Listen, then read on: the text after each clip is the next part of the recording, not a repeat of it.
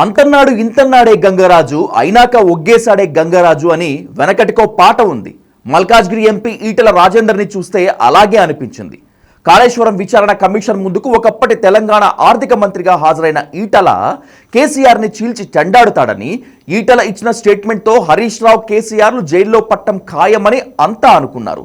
తీరా చూస్తే PC Ghosh commission ముందుకెళ్లినటువంటి Rajender మాజీ ఆర్థిక మంత్రిగా తనను కాపాడుకోవటం మాత్రమే కాకుండా కేసీఆర్ని కూడా ఓ గట్టున పడేశాడు. ఇలా ఉంటే లీడర్ల లోపాయికారి ఒప్పందాలు అని తిట్టుకుంటున్నారు జనాలు.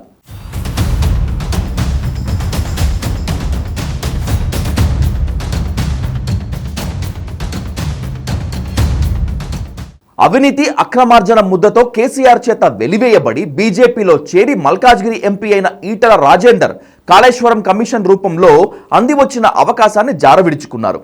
బీసీ నేత స్టాంపుతో తెలంగాణ బీజేపీ అధ్యక్ష పదవి రేసులో ఉన్న ఈటెల కాళేశ్వరం కమిషనర్ విచారణతో ఊహించని విధంగా యూటర్న్ తీసుకున్నారు. ఒకవైపు బీజేపీ కాళేశ్వరం ప్రాజెక్టు విషయంలో బీఆర్ఎస్పై దుమ్మెత్తిపోస్తుంటే, ఆ కాళేశ్వరం ప్రాజెక్టులో భారీ స్కామ్ జరిగిందని ఆరోపిస్తుంటే, national dam safety authority Kaleshwaram ప్రాజెక్టును బ్యారేజ్ల నిర్మాణాన్ని తప్పుపడుతుంటే, ఏకంగా ఈటెల కాళేశ్వరం ప్రాజెక్ట్ అంతా అప్పటి క్యాబినెట్ ఆమోదంతోనే చేపట్టారని కేసీఆర్కు క్లీన్ చిట్ ఇచ్చి వచ్చారు. ఆలోచన ప్రాజెక్టు కట్టాలనే ఆలోచన ప్రభుత్వం తీసుకున్నది. టెక్నికల్ కమిటీ తుమ్మిడిహట్టి దగ్గర కట్టద్దని చెప్పింది. దానికి నిర్ణయం తీసుకున్న వ్యక్తి మొట్టమొదటిగా కేసీఆర్ ఈజ్ బాస్, మొత్తం క్యాబినెట్ బాస్ కేసీఆర్, రాష్ట్ర ముఖ్యమంత్రి కేసీఆర్. దానికోసం కమిటీ వేసిండు. కానీ అంతిమంగా నిర్ణయం అమలయ్యేది నా బ్రెయిన్ చైల్డ్ కాబట్టి అమలు చేస్తా అని చెప్తే ఒక్కడివే అమలు చేస్తే అది కాదు. దాని క్యాబినెట్ మొత్తం ఆమోదిస్తే మాత్రమే అది కన్స్ట్రక్షన్ అవుతుంది తప్ప ఒక కేసీఆర్ ఆమోదించిన పద్ధతి ఉండదు. కమిషన్ హాజరుకు ముందు తన పాత టీఆర్ఎస్ మిత్రుడు హరీష్ రావును ఈటెల కలిశారనే ప్రచారం బాగా జరిగింది. గత 2 రోజుల క్రితం కేసీఆర్ ఈటెల మూడో వ్యక్తి ఫోన్ నుంచి మాట్లాడుకున్నారనే ప్రచారం కూడా జరిగింది. ఈ ప్రచారం నిజమో కాదో తెలియదు, కానీ ఈ రోజు ఈటెల కమిషన్ ముందు చెప్పిన అంశాలు పూర్తిగా ఆయన్ను రాజకీయంగా ఇరకాటంలో పెట్టే విధంగానే ఉన్నాయి. పీసీ ఘోష్ కమిషన్ హాజరుకు ముందు పార్టీ స్టాండే నా స్టాండ్ అంటూ బహిరంగంగా ప్రకటించిన ఈటెల తీరా కమిషన్ ముందు చెప్పిన అంశాలు బీజేపీ నేతలను 100 ఏళ్లు ఇబ్బంది పెట్టేలా చేశాయి.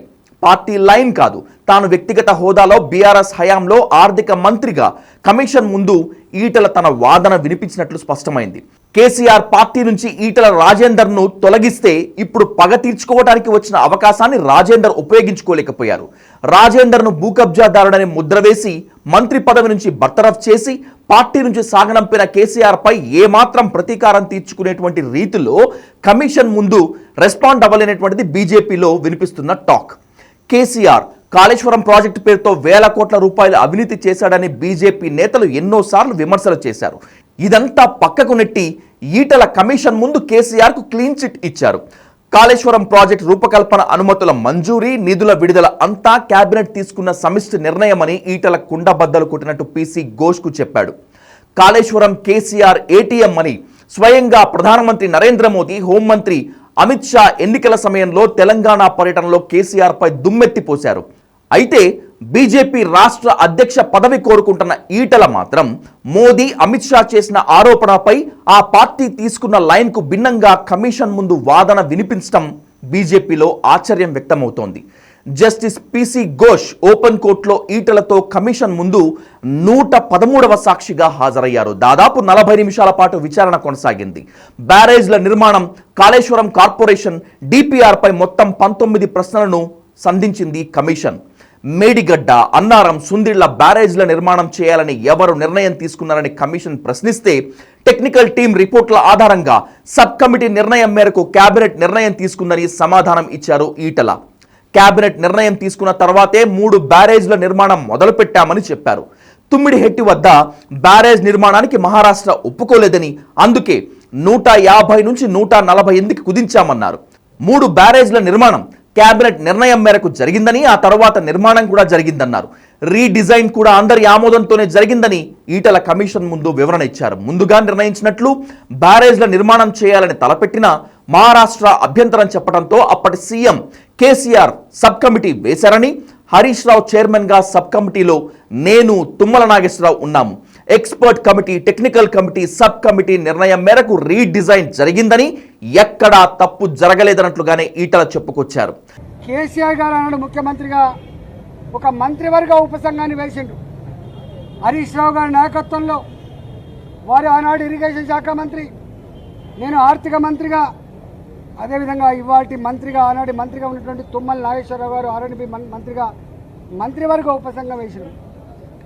మంత్రివర్గ ఉపసంఘం సిడబ్ల్యూసి రిపోర్ట్లు, ఇరిగేషన్ డిపార్ట్మెంట్ ప్రతిపాదనలు, వాళ్ళ అవసరాలన్నీ కూడా మా ముందుకు పెట్టినప్పుడు మేమన్నాం, ఒకవేళ కనుక ఈ తుమ్మిడి గట్టి చేవెళ్ళ మన అవసరాలని తీర్చకపోతే మరో ప్రత్యామ్నాయ మార్గాన్ని అన్వేషించమని చెప్పినప్పుడు వారు అనేక రకాల సర్వేలు చేసి, అది టెక్నికల్ వాళ్ళు కాబట్టి ఇవాళ మేడిగడ్డ, సుందిల్ల, అన్నారం ప్రాజెక్టులకి వాళ్ళు ప్రపోజ్ చేశారు.